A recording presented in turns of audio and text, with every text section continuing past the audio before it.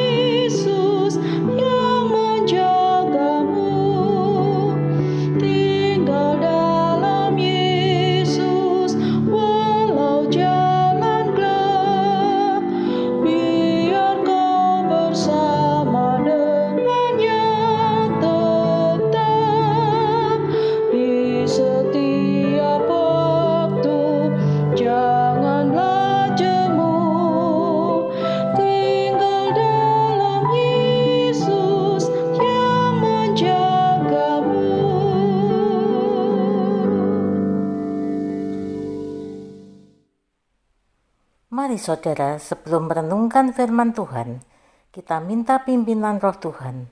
Mari kita berdoa.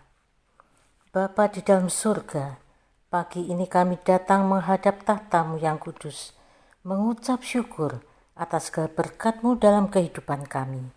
Saat ini kami juga akan merenungkan firman-Mu. Mohon pimpinan dan hikmat-Mu, agar apa yang kami renungkan tidak menyimpang dari kehendak-Mu. Ampuni segala dosa dan kesalahan kami, agar kami layak masuk dalam hadirat-Mu. Di dalam Kristus kami berdoa. Amin. Baiklah saudara, saya akan bacakan firman Tuhan dari 1 Yohanes 2 ayat 26 sampai 28 demikian. Semua itu kutulis kepadamu, yaitu mengenai orang-orang yang berusaha menyesatkan kamu. Sebab di dalam diri kamu tetap ada pengurapan yang telah kamu terima daripadanya. Karena itu tidak perlu kamu diajar oleh orang lain, tetapi sebagaimana pengurapannya mengajar kamu tentang segala sesuatu, dan pengajarannya itu benar, tidak dusta. Dan sebagaimana ia dahulu telah mengajar kamu, demikianlah hendaknya kamu tetap tinggal di dalam Dia. Maka sekarang, anak-anakku, tinggallah di dalam Kristus, supaya apabila ia menyatakan dirinya, kita beroleh keberanian percaya dan tidak usah malu terhadap Dia pada hari kedatangannya. Saudara, perenungan firman Tuhan ini ditulis oleh Rasul Paul Petrus yang dilatar belakangi oleh keadaan waktu itu. di mana banyak ajaran-ajaran sesat yang sangat memengaruhi orang-orang beriman yang sebetulnya telah menerima pengurapan dari Kristus sendiri. Hal ini membuat kekhawatiran Rasul Petrus yang mendampingi mereka, para pengikut Kristus. Rasul Petrus menyebut mereka anti-Kristus. Karena itu, dengan gigih, Rasul Petrus memperjuangkan agar para pengikutnya tetap bertahan dengan ajaran yang benar dan tidak mengikuti ajaran-ajaran yang sesat itu. Apakah ajaran yang sesat itu? Di dalam 1 Yohanes 2 ayat 22 sampai 24 dikatakan, dia itu adalah anti-Kristus, yaitu dia yang menyangkal baik bapa maupun anak. Sebab barang siapa menyangkal anak, ia juga tidak memiliki bapa. Barang siapa mengaku anak, ia juga memiliki bapa. Petrus berusaha agar jemaat tetap bertahan dengan ajaran benar yang telah mereka dapatkan sejak semula dan tidak terpengaruh dengan ajaran-ajaran sesat itu. Tentunya ini tidak mudah. Melawan sesuatu yang menderu bagaikan air bah yang bisa memorak-porandakan suatu tatanan yang sudah baik. Tetapi Petrus tidak putus asa. Dia tetap berusaha untuk melawan ketidakbenaran itu bersama dengan pengikut-pengikut setia Kristus. Dan inilah janji yang telah dijanjikannya sendiri kepada kita, yaitu hidup yang kekal. Dalam 1 Yohanes 2 ayat 25. Ini adalah hal terpenting yang patut kita pegang sampai Kristus datang sendiri ke dunia untuk menyelamatkan manusia yang dikasihinya. Peristiwa Golgota dan Paskah adalah bukti nyata akan pengorbanan Yesus, Sang Putra Allah, untuk kita orang berdosa. Apakah kita kurang yakin akan hal itu? Saudara, mari kita kembali pada kehidupan kita saat ini. Pandemi merajalela, kedukaan karena kehilangan orang yang kita kasihi, pekerjaan yang hancur, sekolah anak-anak yang mengalami kesulitan karena harus online dan tidak bisa bertatap muka, dan banyak kesedihan lain yang tidak terkatakan. Siapa pernah mengira, siapa pernah menduga akan terjadi seperti ini? Tidak pernah terpikirkan sebelumnya, bukan? Dan ini mendunia. Siapa dapat melawan atau menahannya? Tidak seorang pun, baik penguasa, kaum intelektual, ataupun orang yang paling hebat di dunia ini. Semua tunduk di bawah kuasa Allah semesta alam.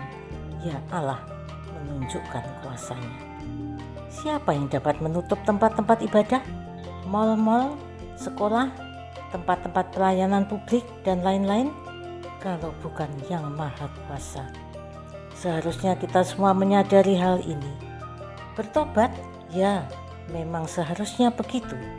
Tapi perlu waktu Allah berkenan memulihkannya. Sementara ini, apa yang harus kita lakukan? Berdiam diri dan berdoa, itu pasti. Melakukan aturan pemerintah, melakukan 5M, itu harus.